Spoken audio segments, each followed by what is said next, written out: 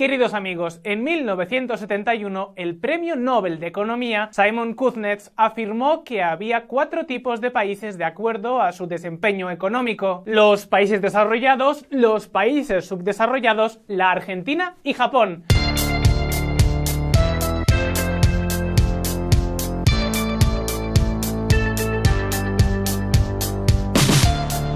Amigos, Argentina y Japón son 2 países que se enfrentan hoy a muchos problemas económicos, pero cuya evolución en el tiempo no podría haber sido más diferente. Ha sido una trayectoria tan distinta que nos surgen algunas preguntas. ¿Qué diferentes caminos han seguido la Argentina y Japón? ¿En qué se han parecido? ¿En qué han sido diferentes?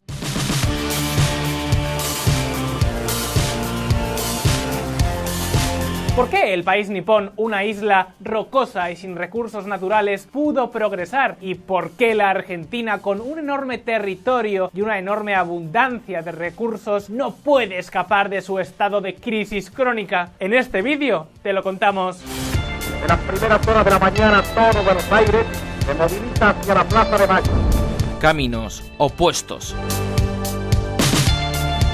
¿Hay acaso países condenados al éxito y otros al fracaso? ¿Son los recursos naturales una bendición o un castigo? ¿Cómo era la economía de Argentina comparada con la de Japón en la primera mitad del siglo XX? Amigos, a comienzos del siglo XX las diferencias entre la Argentina y Japón eran abismales. Claro que en sentido inverso a lo que ocurre hoy. Argentina era un país mucho más desarrollado, tenía recursos naturales, una población bien formada y un comercio abierto al mundo. Era toda una potencia.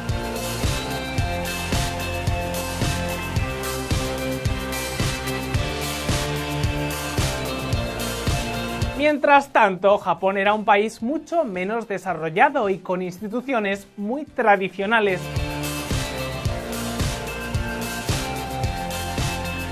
Si nos hubieran pedido un pronóstico en aquel momento, probablemente todos hubiéramos aventurado que la Argentina continuaría compitiendo por ser el país más rico del planeta, mientras que en el caso de Japón, la lucha sería por poco más que la subsistencia.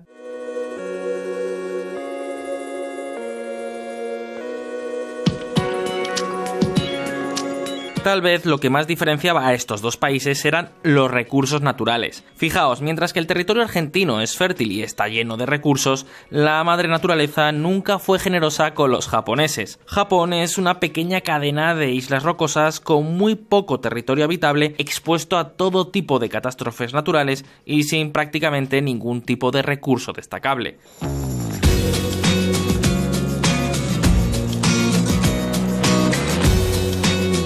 Por si todo esto fuera poco, en 1945 la Segunda Guerra Mundial terminó con el lanzamiento sobre Japón de las 2 únicas bombas nucleares que se han utilizado en una guerra. En ese momento este país estaba arrasado. Las ciudades, las infraestructuras y la industria habían sido en gran medida destruidas. Más de 3 millones de japoneses, especialmente jóvenes, habían perdido su vida y los más de 10 millones de soldados que retornaban del frente no tenían trabajo.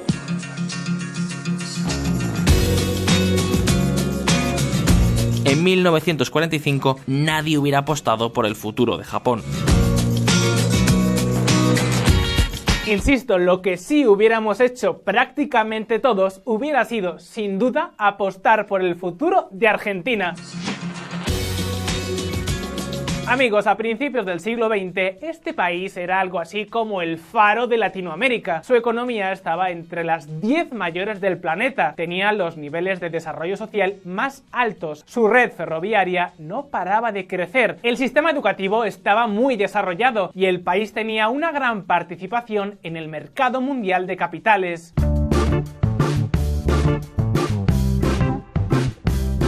Como ejemplo, podemos recordar que en aquellos años Argentina era uno de los principales receptores de inversión directa europea, uno de los mayores exportadores de bienes primarios del mundo y el segundo destino para los inmigrantes del viejo continente. Sí, por aquella época alemanes, italianos y españoles emigraban en masa a la Argentina.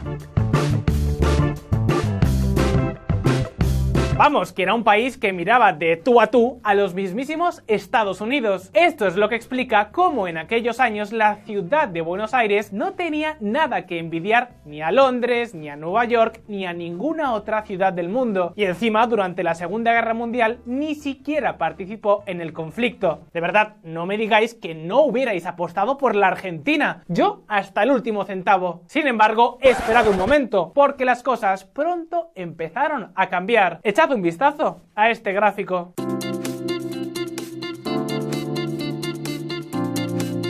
A comienzos del siglo XX, el Producto Interior Bruto per cápita de Argentina era el triple que el de Japón. La brecha se mantuvo hasta el final de la Segunda Guerra Mundial. Sin embargo, a partir de la década de los 50 ya se empieza a observar un cambio significativo. De repente Japón empezó a recortar la diferencia a toda velocidad, de tal forma que a finales de los años 60 el país del sol naciente ya había superado a la Argentina. Desde entonces la distancia no ha hecho más que crecer.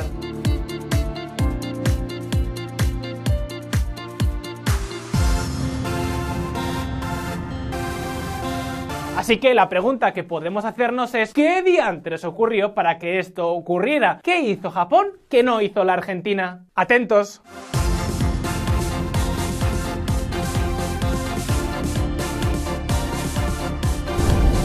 Japón versus Argentina. El territorio de Argentina es 7 veces más grande que el de Japón, mientras que la población argentina es apenas un tercio de la población nipona.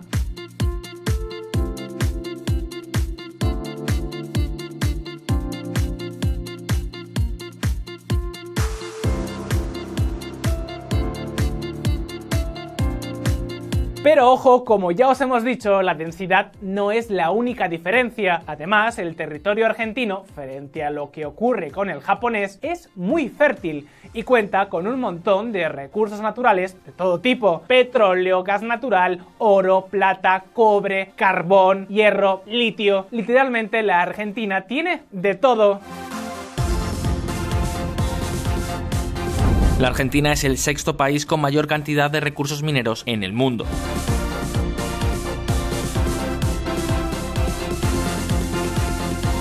Claro que contar con las condiciones naturales no implica que producir sea algo sencillo. Durante el siglo XIX, Argentina, los inversores argentinos invirtieron muchísimo dinero en máquinas e infraestructuras para que el país se convirtiera en uno de los mayores productores de alimentos del mundo a principios del siglo XX. En aquel momento, el sistema político y las instituciones argentinas, como el derecho de propiedad o la libertad de comercio, animaban a los inversores a invertir su dinero en la Argentina. Por su parte, durante la segunda mitad del siglo XIX, Japón realizó cambios en esa misma dirección. Os lo hemos contado ya aquí, en VisualPolitik, en un vídeo que os dejo en la descripción. Fue lo que se conoció como la Restauración Meiji. Sin embargo, como los cambios fueron más lentos y las condiciones de origen más difíciles, el resultado a principios del siglo XX era el que ya hemos visto. Y luego vino la Segunda Guerra Mundial.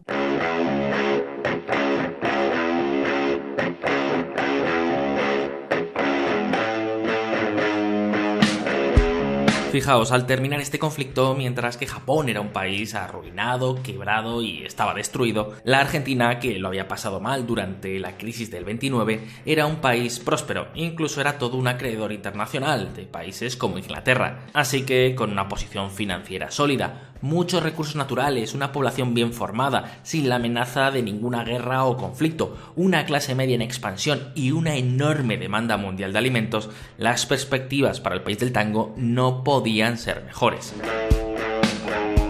Pero amigos, vayamos a la cuestión principal. ¿Dónde comenzaron Argentina y Japón a transitar por caminos tan diferentes?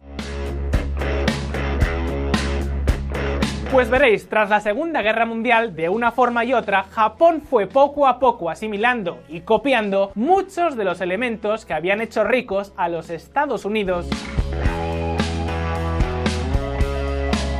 En esto tuvo precisamente mucho que ver la ocupación estadounidense al mando del general Douglas MacArthur, líder del Comando Supremo de las Fuerzas Aliadas. Estas fuerzas de ocupación tenían como objetivo desmilitarizar y democratizar la sociedad japonesa. Para conseguirlo se reescribió la Constitución y se copiaron muchas de las instituciones de los Estados Unidos, como por ejemplo la limitación del poder, el tamaño del gobierno, la protección de la propiedad privada o la libertad de empresa y comercio. Es decir, Japón se abrió al mundo.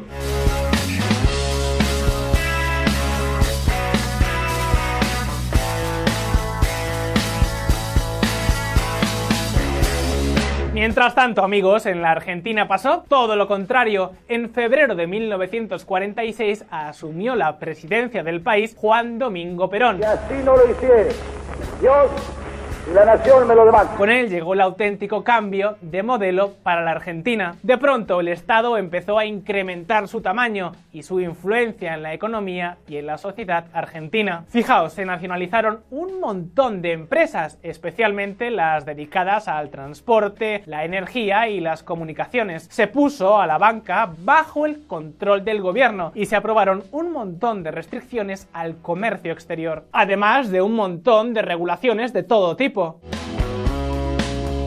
En la práctica, amigos, Juan Domingo Perón transformó a la Argentina en una especie de ejército a las órdenes de un caudillo, su presidente.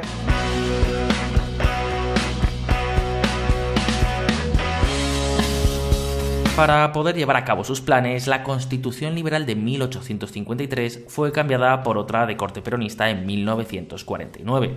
Durante los 10 años que duró su gobierno, las distorsiones creadas por el Estado sobre la actividad económica fueron tan grandes que los argentinos llegaron a tener que comer pan negro y racionar su consumo de carne.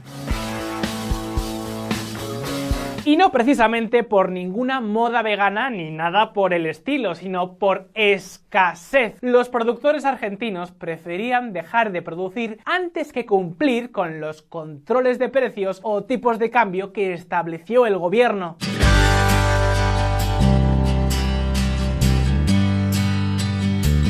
Y ojo, porque la salida del poder de Perón no supuso ningún cambio relevante. Sí, se reintrodujeron algunas libertades económicas y se suprimieron algunos controles, pero el peso, el tamaño y la intromisión del Estado en la actividad económica no retrocedieron. El gasto público, los altos impuestos y la inflación habían llegado a Argentina para quedarse.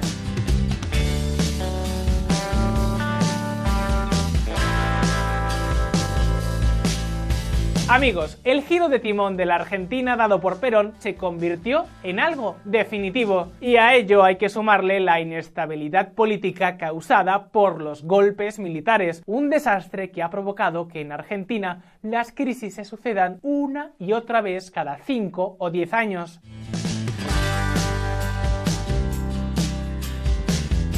El resultado, como todos sabéis, es que hoy la Argentina ya no es uno de los 10 países más ricos del mundo, ni tampoco uno de los 25, ni siquiera uno de los 50. Y secretario del Interior del Consejo Directivo. Según los datos del FMI, en paridad de poder adquisitivo, esto es teniendo en cuenta la diferencia de precios, Argentina ocupa el puesto 62 de los países con mayor PIB per cápita, es decir, está al mismo nivel que países como Irán, Bielorrusia o Gabón. Y tras la última crisis es de esperar que caiga aún más. Hoy un 32% de los argentinos, 1 de cada 3, viven en la pobreza. Argentina es uno de los pocos países del mundo donde la pobreza crece en lugar de disminuir. En fin, amigos, así es como evolucionaron Japón y Argentina. En VisualPolitik hemos visto con detalle en varios vídeos cómo Argentina y Japón se convirtieron en lo que son hoy. Pero ahora la pregunta que podemos hacernos es, ¿podemos extraer algunas claves de la comparación de estos dos países? Pues creo que sí. Fijaos.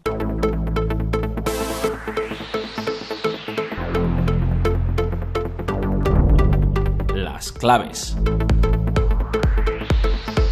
Vamos a ver, de la comparación entre Argentina y Japón podemos extraer tres claves, tres ideas principales que creo debemos tener siempre muy pero que muy en cuenta. La primera, dejémoslo claro de una vez, es que un país no es rico o pobre por los recursos naturales o el tamaño que tenga. De nada sirve tener ingentes recursos si no se explotan adecuadamente. En cambio, un país, como es el caso de Japón, puede ser muy rico sin tener recursos naturales o mucho territorio.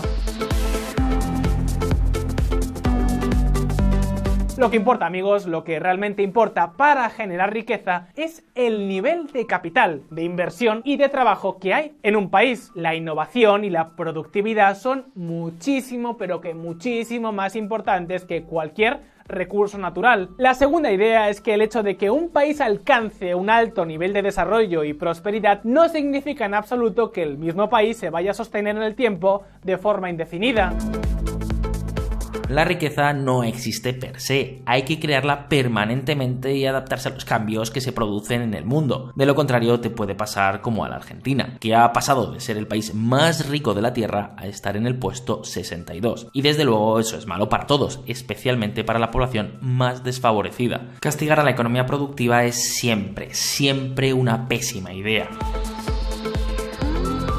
La tercera idea es que la riqueza no se logra haciendo que los gobiernos gasten a lo loco. El gasto público solo se puede financiar mediante tres métodos: más impuestos, más deuda pública o dándole a la máquina de imprimir billetes, es decir, causando inflación. Los tres son métodos que no provocan más que crisis y pobreza. Hay que ser muy exigentes con dónde va a parar el gasto público si queremos que nuestros países sean prósperos. Y si no os lo creéis, echad un vistazo a Venezuela, además de otro a la Argentina. En fin, amigos, esta es la comparación de cómo han evolucionado la Argentina y Japón y qué podemos aprender de ellos. ¿Y tú, nos ves desde Argentina o desde Japón? Pues sabes que no importa desde dónde nos veas porque tu privacidad no entiende de fronteras y la mejor herramienta para protegerla tiene un nombre: Dashlane. Con Dashlane mantendrás tu identidad online segura. Dashlane te protegerá de todo tipo de amenazas contra tu identidad. Hay muchos hackers allí fuera y la mejor manera de esquivarlos es utilizando Dashlane. Dashlane es una herramienta de seguridad todo en uno que incluye un VPN para todos tus dispositivos, de tal forma que puedas usar redes públicas de manera segura y anónima. También hace una cosa llamada monitoreo de la Dark Web. ¿Y esto qué es? Pues consiste en escanear la web en busca de datos personales filtrados o robados, alertándote al instante en caso de que tus datos personales se encuentren donde no deben estar, de tal forma que puedas tomar medidas rápidamente. Y por supuesto, Dashlane te ayudará a generar contraseñas seguras y cada vez que una web te pida introducirlas, te ayudará a rellenar los campos requeridos de forma rápida y sencilla. Es súper cómodo. Como os decía antes, Dashlane es totalmente gratuito, pero hay algunas opciones premium en caso de que quieras disponer de más servicios. Bien, pues si entras en dashlane.com/VisualpolitikES usando el código VisualpolitikES, tendrás una prueba de estas opciones premium totalmente gratis durante 30 días y si decides después continuar con ellas obtendrás un 10% de descuento a la hora de contratarles. No lo dudes, entra en el link que te hemos dejado en la descripción y descárgate Dashlane de forma gratuita. No te olvides tampoco de suscribirte a VisualPolitik si aún no lo has hecho. Y si ya te has visto todos nuestros vídeos, anímate con nuestro canal en inglés y aprovecha para repasar un poco la lengua de Shakespeare. Y como siempre, un saludo y hasta la próxima.